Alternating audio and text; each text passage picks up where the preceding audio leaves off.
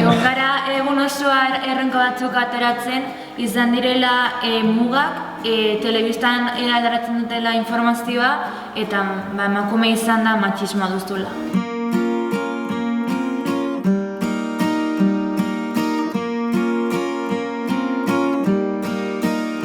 Egunotan haitu beha azken elegitzen ze disiplina ebali, eta elegitu dugu arte plastikokin zerikusi dauken zehoze, eta ingo deula kalen pentsau dugu.